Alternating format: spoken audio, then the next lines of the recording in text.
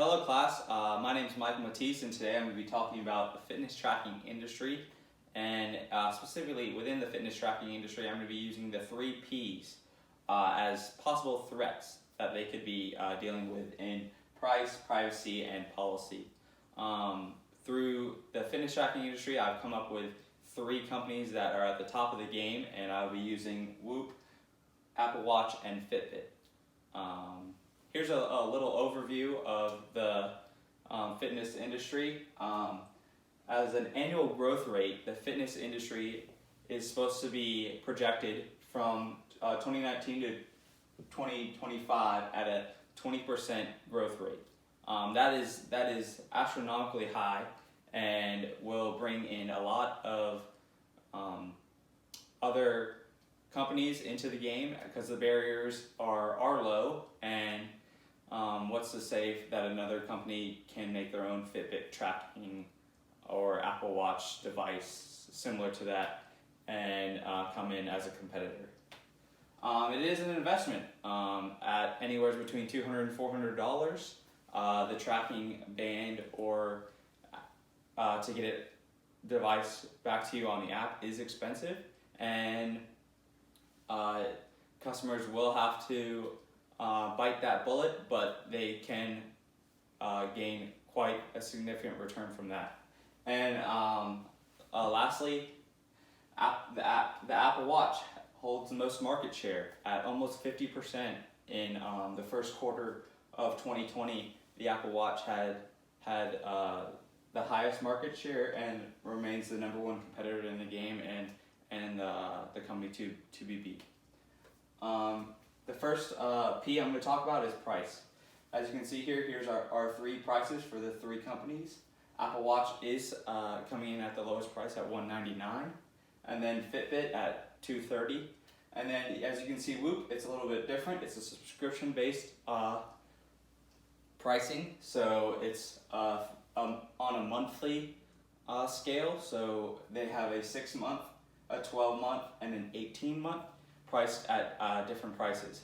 Specifically, I want to talk about Apple versus Whoop. Apple is a one-time payment of $199, while how Whoop is a subscription-based. And just to give you a little estimate, I did the 1 year, 12-month deal, and you're paying $24 a month, and it comes out to be $288, which is almost $100 more than the one-time payment for the Apple Watch, and it is 33% more expensive.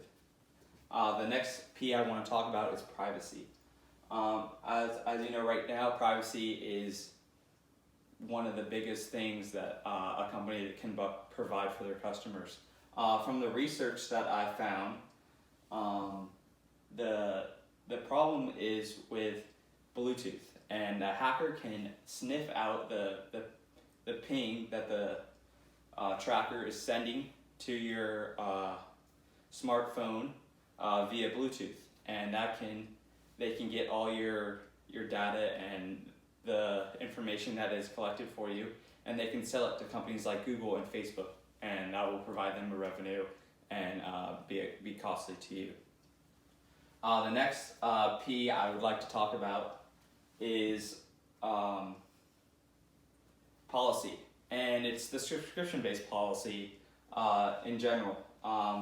So a lot of people are buying into the subscription-based policy, but Whoop is the only company in this industry is doing the subscription-based policy. And I have some pros and cons here that I'd like to talk about for the subscription-based policy. It's a predictable income. You know what you're getting for the next month to 2 years based on the customers and if they're staying in it. It builds good customer relationships. It's not a one-time fee. They're coming back and paying each month, and hopefully they're providing feedback for you, and hopefully you're making changes for them. It is an untapped market, especially in the fitness tracking industry. There is a bigger budget for customer procurement, basically meaning that the customer is bought into the idea of the subscription, so they don't have to advertise out to the customer and say that, oh, we got this new thing, or or come try our product. They have bought into the idea that it will make that it works for them. And lastly, the lower budget for customer retention, which basically is meaning the same thing. The customer has bought into it, and hopefully they'll buy into it for the 12 months or 18 months, and they won't have to go out and get new customers. Some cons though are high risk of churn, which is cancellation. What's to say that the customer doesn't like it and just cancels right there after the 6 months and they don't come back? Or contract nerves. A lot of people don't like signing contracts because they don't know if they're going to have that money in the future to pay for that service. Difficulty maintaining value. All these other companies are coming out with new things each semester for the each quarter, and it's hard to keep up with changing things when the subscription-based plan is just one set thing. And that's singular versus varied products. Like Apple has a plethora of apps that they have in their Apple Watch that you can use. And then avoiding fads. The fad would be in this industry, the subscription-based policy is a fad right now, and it is in. And some customers stay away from fads because they don't like to go with the flow, and they like to be different.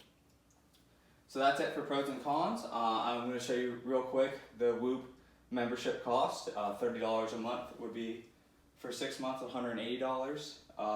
12 months for $24 a month is $288, and 18 months at $18 a month is $324. Here for the yearly membership, $288, as I said, is almost $100 more than Apple at $199. And then lastly, here are my solutions. I came up with 3 solutions for the fitness tracking industry. Reduce the price, and really reduce the price for Whoop. For the future success for Whoop, I believe that they need to match their subscription-based policy to the one-time fee that Apple and Fitbit have. I've also come up with my own pricing model for Whoop. Here are the old prices, here are the new prices.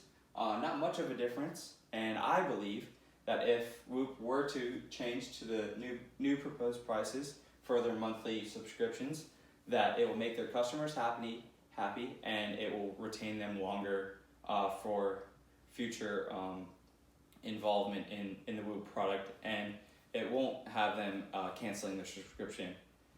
My next second thing that I've found for a solution would be really ensure privacy and information safety in the industry.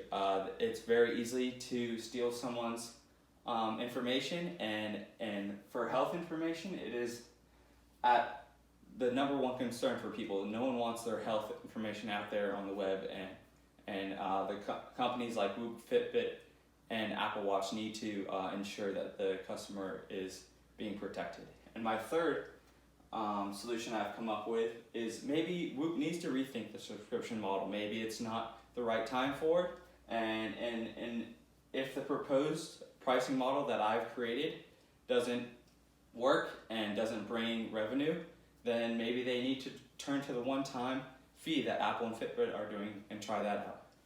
So overall, the 3 P's that I've come up with, price, privacy, and policy, are the threats to the fitness tracking industry.